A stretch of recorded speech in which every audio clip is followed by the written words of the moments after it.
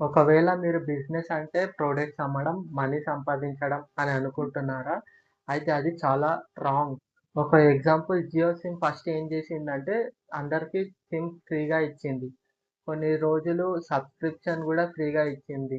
ఒక సంవత్సరం పాటు, 6 నెలల పాటు ఫ్రీగా గూడా ఇచ్చింది. దాని తర్వాత మెల్లమెల్లగా ఫ్రీగా ఇవ్వడం ఆపేసి, అలాగా అది కస్టమర్స్‌ని క్రియేట్ చేసుకుంది. దాని తర్వాత కొన్ని ప్లాన్స్ ఫ్రీగా ఇచ్చింది. సంవత్సరం పాటు సిమ్‌ని ఫ్రీగా ఇచ్చింది. అలాగా కొత్త కస్టమర్స్‌ని అది క్రియేట్ చేసుకుంది. బిజినెస్‌లో కస్టమర్స్‌ని క్రియేట్ చేసుకోవడం ఏంటిది విచిత్రంగా అని అనుకుంటున్నారా? అయితే ఎగ్జాంపుల్ ఇప్పుడు జియో సిమ్ వాడు ఉన్నాడు. వాడేం చేసిండంటే స్టార్టింగ్‌లో సిమ్‌ను ఫ్రీగా ఇచ్చాడు. అదే కాకుండా సంవత్సరం పాటు మనకు రీచార్జ్ గూడా ఫ్రీగా ఇచ్చాడు. దానివల్ల కస్టమర్స్ క్రియేట్ అయ్యారు అతని సిమ్‌కి. దాని తర్వాత ఆ సిమ్మోడు కొన్ని రోజులు నెట్ ఫ్రీగా గూడా ఇచ్చాడు కొంతమందికి. సెలబ్రేషన్స్ ప్యాక్ అని. దాని తర్వాత ఏం చేశాడంటే కొన్ని రోజుల తర్వాత సిమ్‌ని అతను ఎంత రేట్‌లో అమ్మాలనుకున్నాడో అంత రేట్‌కి అమ్ముతున్నాడు. దాని తర్వాత కస్టమర్స్ అందరూ ఏమనుకున్నారంటే ఇతను గూడా ఒక స్కామర్ లాగా స్టార్టింగ్‌లో అందరికి ఫ్రీగా ఇచ్చి ఇప్పుడు డబ్బులు లాగుతున్నాడు అని అనుకున్నారు. కానీ కొన్ని రోజుల తర్వాత అతను తయారు చేసిన కస్టమర్స్‌ని అతని దగ్గరనే ఉంచుకోవాలంటే మంచి సర్విస్ అందియాలి.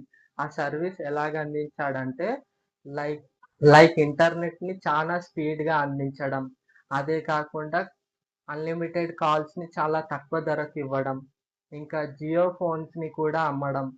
ఇవే కాకుండా చాలా సెలబ్రేషన్స్ ప్యాక్ అని, ఫ్రీ నెట్ ప్యాక్స్ అని అలాంటివి కస్టమర్స్‌కి ఎరేశాడు. దానివల్ల వాళ్ళు ఏం చేశారంటే, ఇతని సర్విస్ చానా బాగా ఉంది. నెక్స్ట్ టైమ్ కూడా ఈ సిమ్మే మేము తీసుకుంటాం. ఈ సిమ్మే చాలా బాగా ఉంది అని అనుకున్నారు. ఇంకోటేంటిదంటే, ఇదే కాకుండా వాళ్ళ నెట్‌వర్క్ గూడా ప్రతి దగ్గర చాలా అవైలబుల్‌గా మంచిగా ఉంటుంది. ఎప్పుడు నెట్‌వర్క్ ఇష్యూ రాకుండా చూసుకుంటారు. దానివల్ల వాళ్ళ సర్విస్ ప్రజలకు నచ్చి వాళ్ళు మళ్ళీ మళ్ళీ ఆ సిమ్‌నే కొనాలనుకుంటున్నారు. ఇప్పుడు నా సిమ్ కూడా జియో. చెప్పాలంటే నా సిమ్ కూడా జియో. ఎందుకంటే నాకు కూడా జియో సర్విస్ నచ్చింది కాబట్టి నేను కూడా అందులోనే కంటిన్యూ అవుతున్నాను.